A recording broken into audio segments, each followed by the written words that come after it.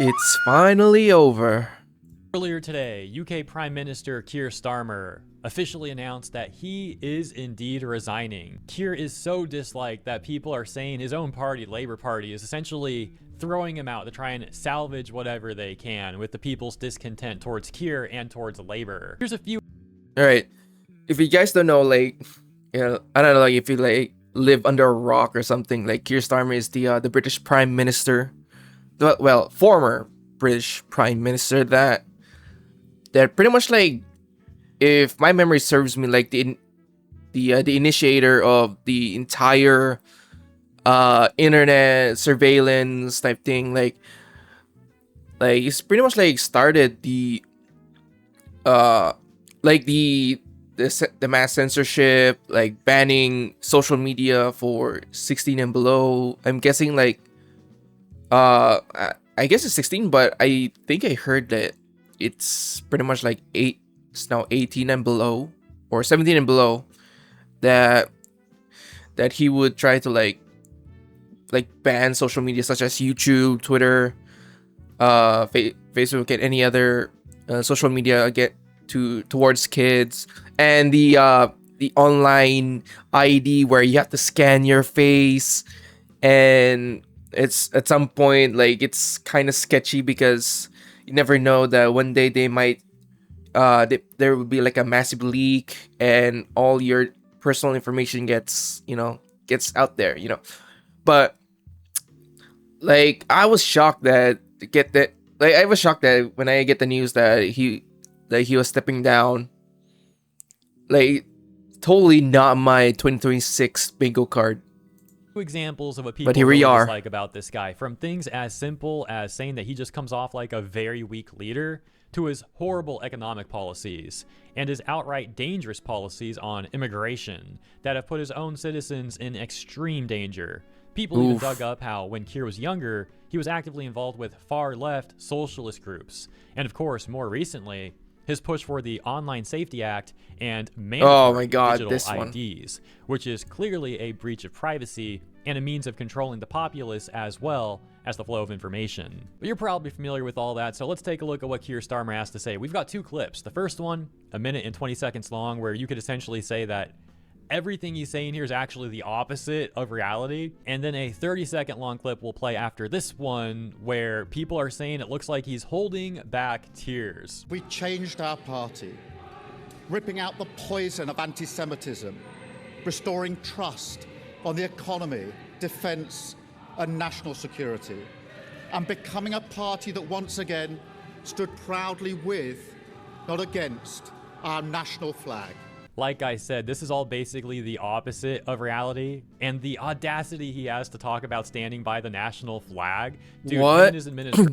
Isn't like, I'm guessing, like, isn't like the one who actually like bans having people, or not actually ban, like like despise having people to wave the UK flag when there's like a protest, or like a peaceful protest, like you got like the cops would just like arrest people like waving the UK flag for some reason. Like, why is this? But, and hopefully,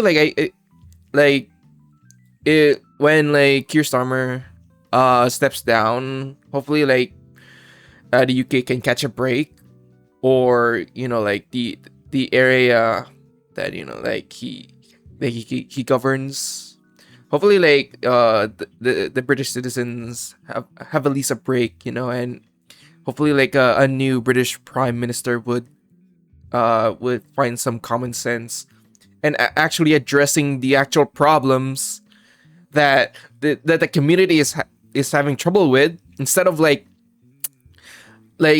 turning a blind eye and just, oh no, like, no, don't do that. You will set the narrative into a wrong, like a bad narrative that will set, like, you get what I mean, like, it's pretty much like policing with how the narrative goes.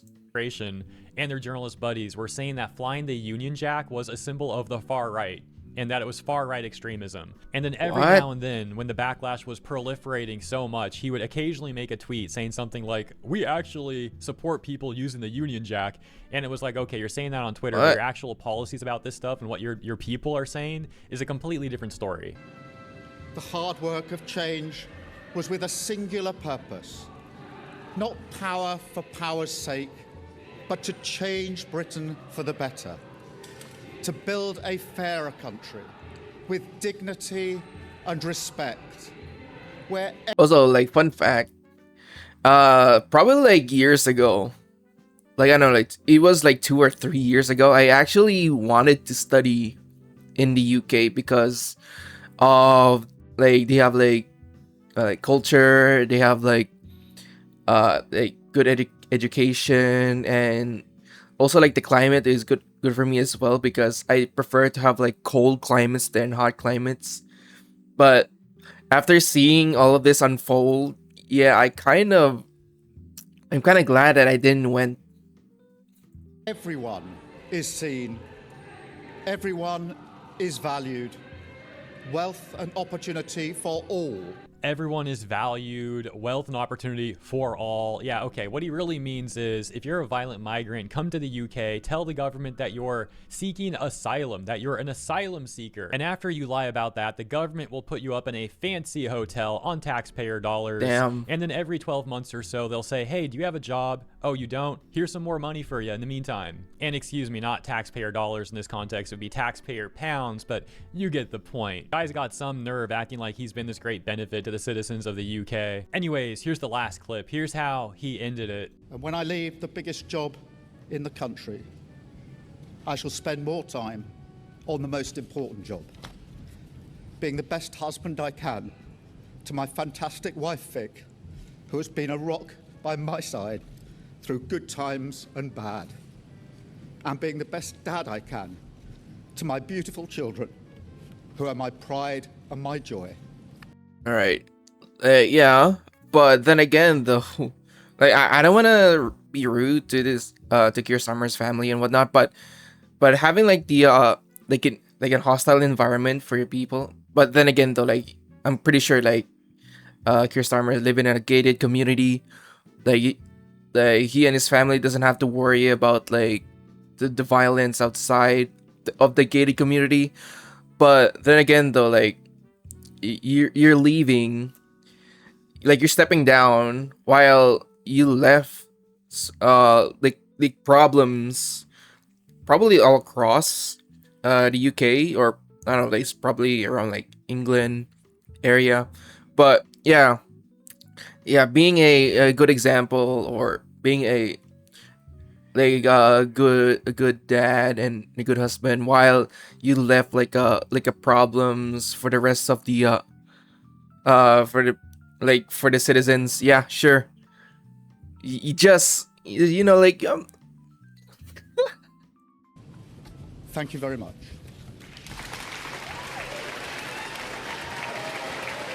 like, it Starmer's caused more harm resignation than is good. projected to be fully wrapped up by around September, as the Labour Party is now scrambling to elect a new prime minister. And of course, Keir's departure is not going to magically fix everything. There's still a lot of issues people in the UK are certainly going to be facing. Nevertheless, I mean, issues.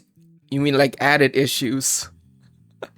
Keir and Labour could not dodge the people's demands for a new prime minister any longer, and now here we are. All the best to the people of the UK, and thank you all for tuning in. Have a wonderful week, and I'll see you in the next one. Yeah, hopefully for the people who live in UK, hope you like find yourself a good prime minister that actually cares about the citizens first, because, you know, like, you have to like oh my God, you have to like prioritize yourself before actually housing immigrants. Yeah.